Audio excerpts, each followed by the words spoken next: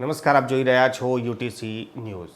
UTC ન્યૂઝમાં આપણે હવે સ્વાસ્થ્ય વિશે વાત કરીશું અને જ્યારે આપણે સ્વાસ્થ્ય વિશે વાત કરતા હોય ત્યારે મહિલાઓના સ્વાસ્થ્ય ખૂબ જ જરૂરી બની જતું હોય છે. ત્યારે આજે આપણે મહિલા રોગોના જે જાણકાર છે, વિશેષજ્ઞ છે, તેમની સાથે આપણે વાતચીત કરીશું. આપણી સાથે ડૉક્ટર સલોની પ્રજાપતિ છે અને તેઓ સાથે આજે આપણે આ મહિલા રોગો વિશે થોડીક વાતો કરીશું.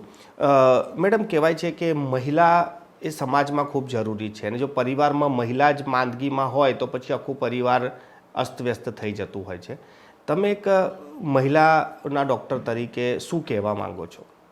આજના જમાનામાં જોવા જઈએ તો લેડીઝ માટે પ્યુબર્ટીથી લઈને મેનોપોઝ સુધી ગાયનેકોલોજીકલ જે ડિસઓર્ડર છે એ પહેલાં કરતાં વધારે વધી રહ્યા છે અને એનું મેઇન રીઝન હોર્મોનલ ઇમ્બેલેન્સ હોય છે અને હોર્મોન્સનો ડિપેન્ડ કરે છે આપણા બોડીના બધી જ વસ્તુઓ પર. આપણા જે બેઝિક પિલર્સ છે હેલ્થના એ બધા જો એન્શ્યોર કરીએ આપણે ફૂડથી લઈને સ્લીપ સુધી તો આપણા હોર્મોન્સ બેલેન્સ રહી શકે અને મહિલાઓના જે અત્યારે વધારે રોગો જોવા મળે છે એમાં આપણને ફાયદો થઈ શકે.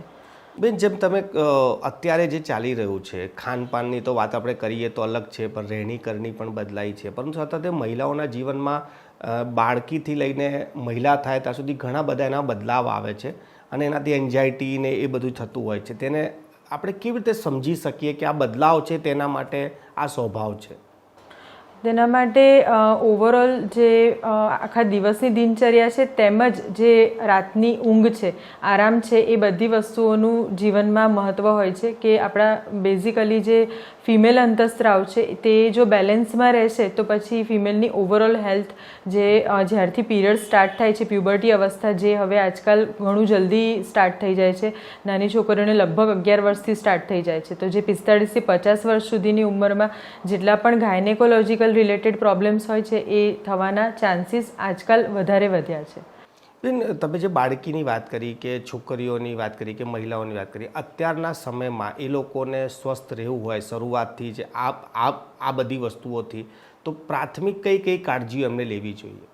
પ્રાથમિક કાળજીમાં સ્ટાર્ટ થાય છે પહેલું તો હેલ્ધી ફૂડ છે, એ સિવાય હેલ્ધી લાઇફસ્ટાઈલ અને એમાં સ્ટ્રેસ એન્ઝાયટી ઓછા થાય એ રીતની લાઇફસ્ટાઈલ, મતલબ કે પૂરતી ઊંઘ અને આરામ તેમજ ઓવરઓલ સાયકોલોજીકલ વેલબિંગનું પણ ખૂબ ઇમ્પોર્ટન્સ છે.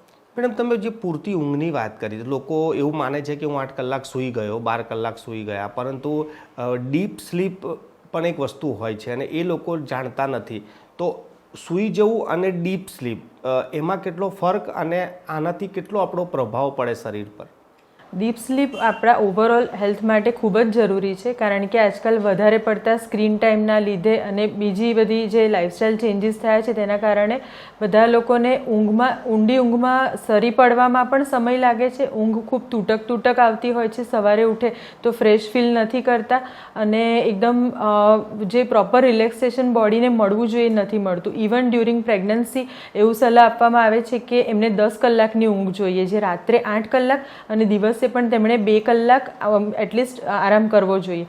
એવું કરવાથી પ્રેગ્નન્ટ મહિલા તેમજ તેના ઉદરમાં જે વિકાસ પામી રહેલું બાળક છે તેને પ્રોપર બ્લડ સપ્લાય અને પ્રોપર ન્યુટ્રિશન મળી શકે છે. એટલે આજના જમાનામાં આવી પ્રોપર ઊંઘ આવવી ખૂબ જ જરૂરી વસ્તુ છે, જે સમહાવ હવે પહેલાં કરતાં બધું બદલાવાના કારણે એ વસ્તુ એન્શ્યોર થઈ નથી શકતી. બેન, તમારા જે બહાર સમાજના વાત કરીએ તો એવું કહેવાય છે કે પહેલાં જે નોર્મલ જે થતી હતી ડિલિવરી, હવે સીઝર વધારે થઈ ગયું છે. તો એક ડૉક્ટર તરીકે આ સમાજને શું જવાબ આપવા માંગો છો કે કેમ આવું થઈ રહ્યું છે?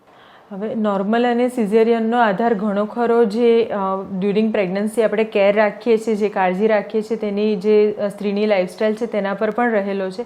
જે પહેલાંના જમાનામાં બધા છેલ્લે સુધી પ્રોપર કામ કરતા, એક્સરસાઇઝ કરતા અને છેલ્લે નોર્મલ ડિલિવરી આસાનીથી થઈ શકતી હતી. અત્યારે લાઇફસ્ટાઈલ ચેન્જીસના કારણે ફિમેલ્સ ડ્યુરિંગ પ્રેગ્નન્સી અને ડ્યુરિંગ ડિલિવરી એટલું બધું જેટલું કરવું જોઈએ એટલી કાળજી નથી રાખતા અને જે મીન્સ નોર્મલ ડિલિવરી માટેની એક્સરસાઇઝ છે કે લાઇફસ્ટાઈલ જે ફોલો કરવાની છે એ નથી કરતા. તેના કારણે અત્યારે આટલો બદલાવ આવેલો છે. બેન, સિઝરિનથી શરીરને તકલીફ પડે છે, લોકો એવું કહે છે લાંબા ગાળા કે ટૂંકા ગાળામાં. તો હવેની કોઈ ટેકનોલોજી એવી બદલાઈ છે કે હવે કંઈ કે પછી એવું જ છે કે જો સિઝર કરાવો તો તકલીફ પડે એટલે હવે સિઝરથી તકલીફ થાય છે એવું આપણે એક્ઝેક્ટલી કહી ના શકીએ. જ્યારે જરૂરી હોય, ઇન્ડિકેટેડ હોય કે સિઝર કરવું પડે ત્યારે તો આપણે અવોઇડ ના કરી શકીએ. ખોટી રીતે કારણ વગર સિઝેરિયન ના થાય અને જ્યાં સુધી પોસિબલ હોય ત્યાં સુધી નોર્મલ ડિલિવરી એન્શ્યોર થાય એ જરૂરી છે. અને હવે લેટેસ્ટ ટેકનોલોજીના કારણે પાછળથી સિઝેરિયનમાં બહુ તકલીફ પડે એવું પણ નથી. એનો આધાર આપણે જેટલી ડૉક્ટર તરીકે કેર રાખીએ અને પેશન્ટ્સ પણ ઘરે ગયા પછી જેટલી પછીથી પણ કેર રાખે એનાથી પણ આપણે એન્શ્યોર કરી શકીએ છીએ કે બધું સારી રીતે વેલબિંગ એમની રિકવરી એન્શ્યોર થાય. બેન, તમે જે બહાર જોયું કે તમે એક થાઇરોઇડ માટે પણ અવેરનેસ ચલાવો છો ને ખૂબ જ વ્યાજબી ભાવે ટેસ્ટ પણ ચાલે છે. અત્યારે મહિલાઓમાં થાઇરોઇડ કયા પ્રકારના અને એનાથી શું થઈ શકે? અત્યારે નાનપણથી લઈને ઘરડા સુધી થાઇરોઇડ ડિસઓર્ડર થવાના ચાન્સીસ પહેલાં કરતાં ઘણા વધ્યા છે. અને જ્યારે થાઇરોઇડનું લેવલ વધારે કે ઓછું હોય ત્યારે સ્ત્રીના અથવા તો જે પણ પેશન્ટ હોય એના શરીરમાં વજન, જો થાઇરોઇડ ઓછું હાઇપોથાઇરોઇડિઝમ હોય તો વજન વધી જવું, વધારે ડ્રાય સ્કિન થવી, લિથાર્જી મતલબ કે થાક લાગવો, પીરિયડ સંબંધિત પ્રોબ્લેમ્સ થવા, આ બધી વસ્તુઓ જોવા મળે છે. અને બીજી બાજુ જો તેનું હાઇપરથાઇરોઇડિઝમ હોય મતલબ કે TSH વેલ્યુ ઓછી થઈ ગઈ હોય તો પછી તેને અચાનક પરસેવો થવો, ગભરામણ થવી, હૃદયના ધબકારા વધી જવા, શરીર દુબળું પડવું, આ બધા પ્રોબ્લેમ્સ થાય છે. અને અત્યારે અવેરનેસ માટે બધા એજ ગ્રુપના લોકોએ એટલીસ્ટ વર્ષમાં એકવાર થાઇરોઇડનો ટેસ્ટ, ખાલી બ્લડ ટેસ્ટ કરાવે તેનાથી આપણને ટાઈમસર ખબર પડી શકે કે કોઈ પ્રોબ્લેમ છે ને એની ટાઈમસર ટ્રીટમેન્ટ થઈ શકે. એટલા માટે અવેરનેસ સમાજમાં હોવી જરૂરી છે. બેન, છેલ્લો અમારા સમાજને આ સંદેશ કે મહિલા, મેં જેમ શરૂઆત કરી હતી કે જો મહિલા જ માંદગીમાં હોય તો આખો પરિવાર ડિસ્ટર્બ થઈ જતો હોય છે. તો મહિલાને સ્વસ્થ રહેવા માટે પોતે અને સમાજમાં તેના પરિવારે શું શું કરવું જોઈએ?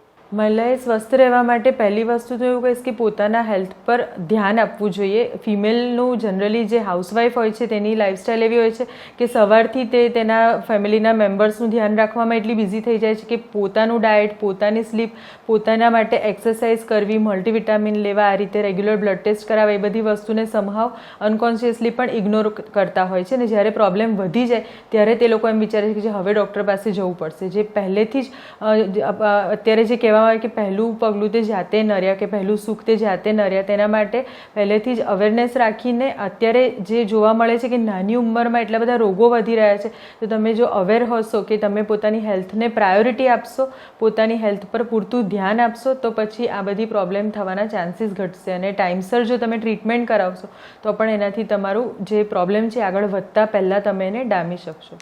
ખૂબ ખૂબ આભાર. અમારી સાથે ચર્ચા કરવા માટે આ હતા ડૉક્ટર સલોની પ્રજાપતિ, જેઓ ખૂબ જ સુંદર આ માહિતી આપી છે. ને આશા રાખીએ છીએ કે આ માહિતીને મેળવીને એનું અનુકરણ કરીને તમે પણ સ્વસ્થ રહી શકશો. આજ માટે બસ આટલું જ. આવા જ ડૉક્ટર સાથે, આવા વિશેષજ્ઞો સાથે આગળ ફરી મળીશું. આપને આ કાર્યક્રમ કેવો લાગ્યો કોમેન્ટ બોક્સમાં કોમેન્ટ જરૂરથી કરશો.